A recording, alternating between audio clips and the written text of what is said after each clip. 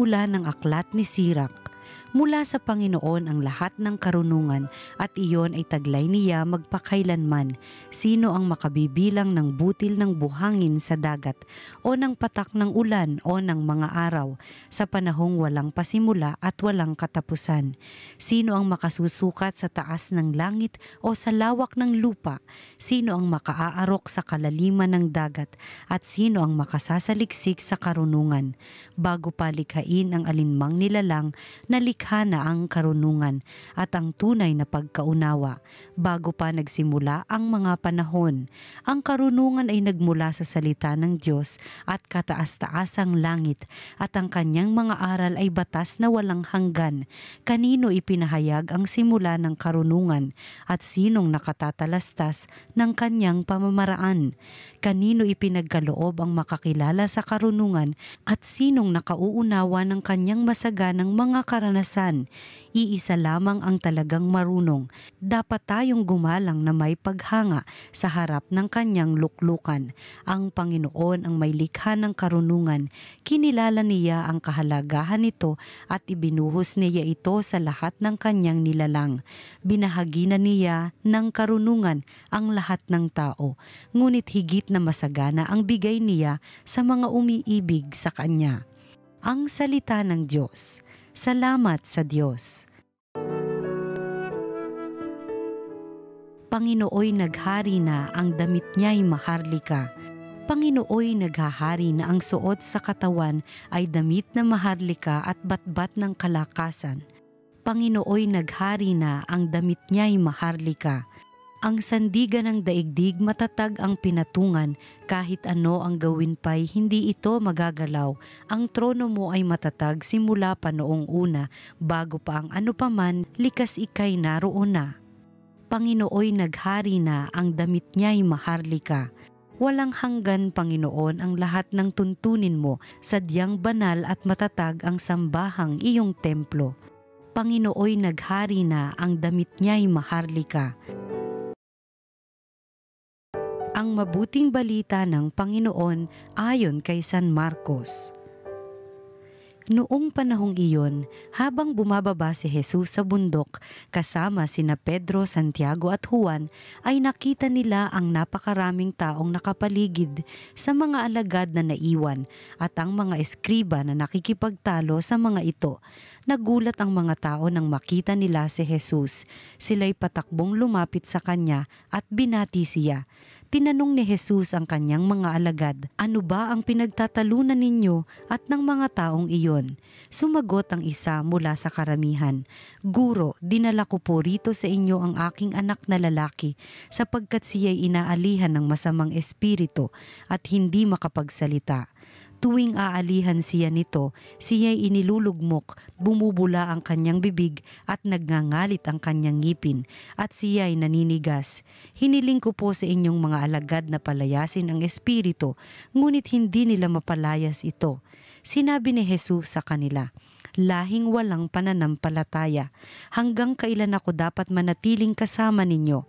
Hanggang kailan ko kayo pagtitiisan? Dalhin ninyo rito ang bata." At dinala nga nila ito sa kanya.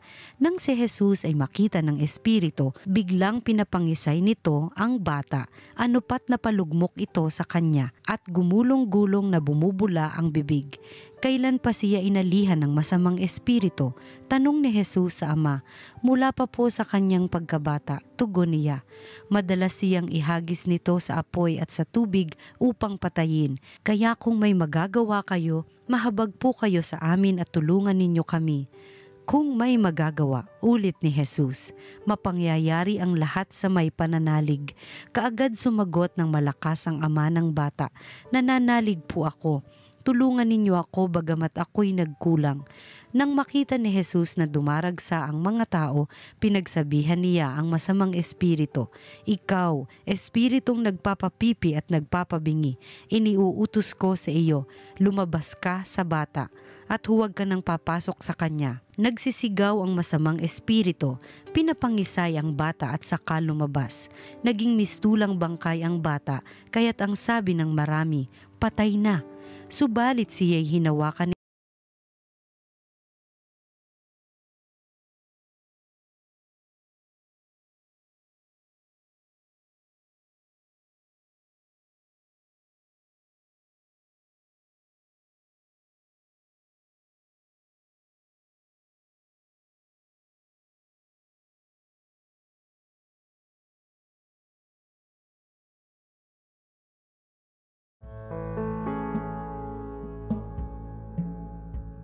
Magandang araw mga kaparokya. Tara, magnilay po tayo sa salita ng Diyos, salita ng buhay.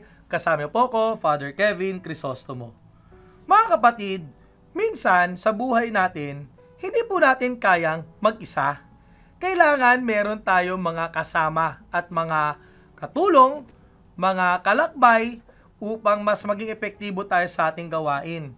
Kaya lang, mapansin po natin minsan, kailangan din nating i-train ng mabuti ang mga kasama natin sa ating paligid. Hindi nangangahulugang sila ay ating na-assign bilang assistant o kasama o partner. Alam na po nila kaagad ang lahat. Kailangan maging trained din po sila, ika nga. Si Jesus nakikita ang pangangailangan na ito. Alam ni Jesus na marami ang kailangang gawin. Sagana ang aanihin, pero kakaunti ang mga manggagawa. Kaya nagpadala siya ng kanyang mga alagad. Sa ating gospel reading, nakita natin yung mga alagad, nagsimula na silang naging partner ni Jesus sa kanyang mission. Kaya lang anong nangyari?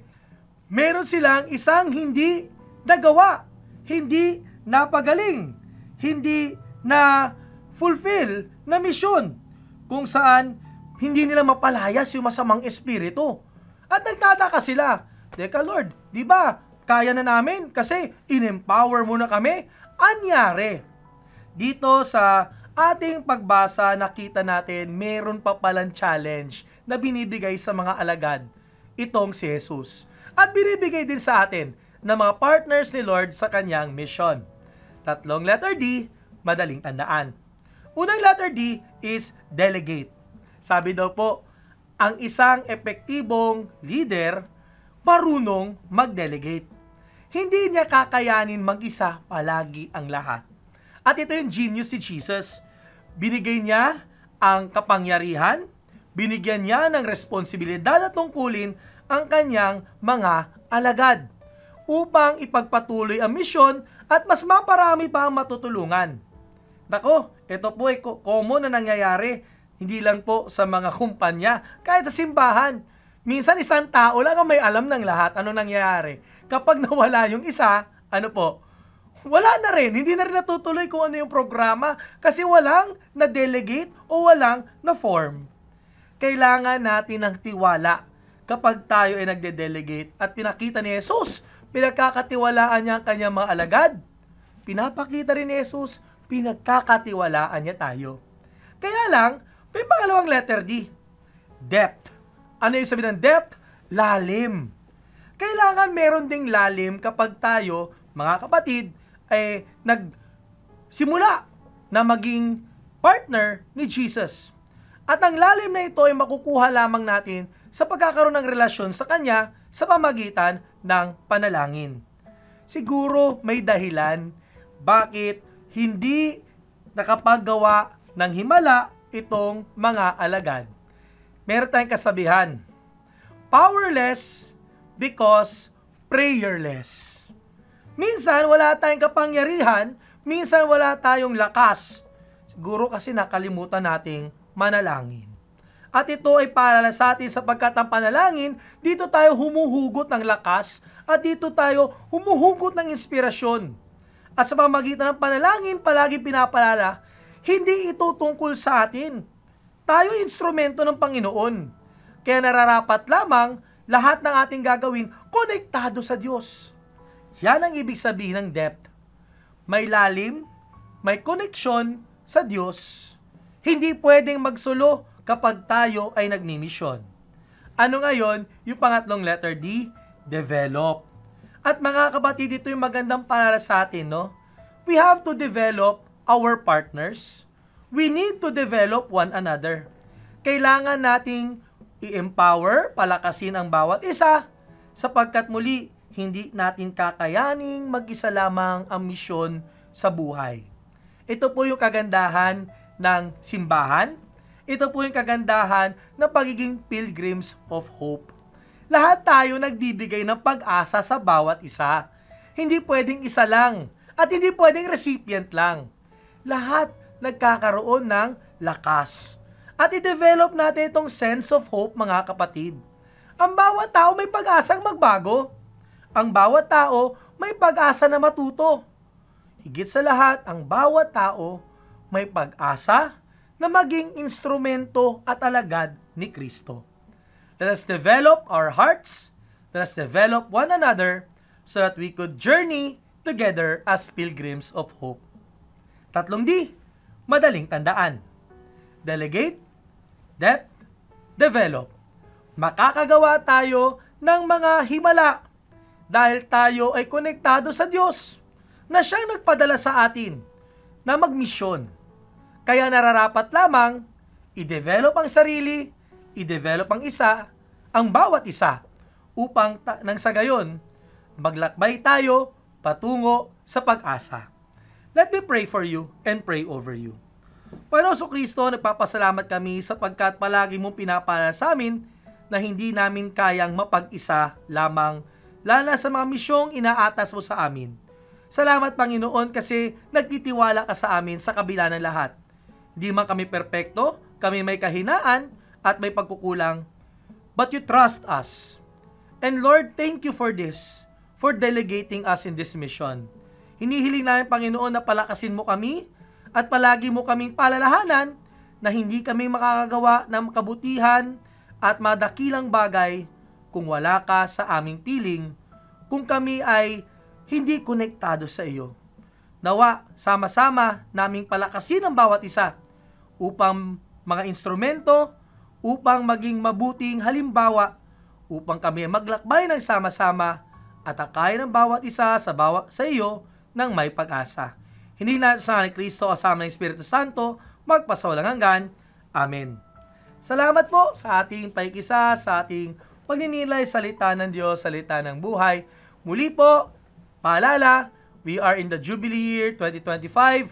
We are Pilgrims of Hope at sana po kayo po nakapagsimula ng dumalaw sa ating mga Jubilee churches, nakapagsimula na rin pong i-prepare yung sarili sa napakadaming biyayang natatanggap natin this Jubilee 2025. Kaya po muli, stay tuned po tayo sa TV Maria for more updates tungkol po sa Jubilee 2025 Pilgrims of Hope. Like us and follow us in our social media platforms, TV Maria Philippines. Watch, like, share, and inspire. God bless, and we'll see you soon.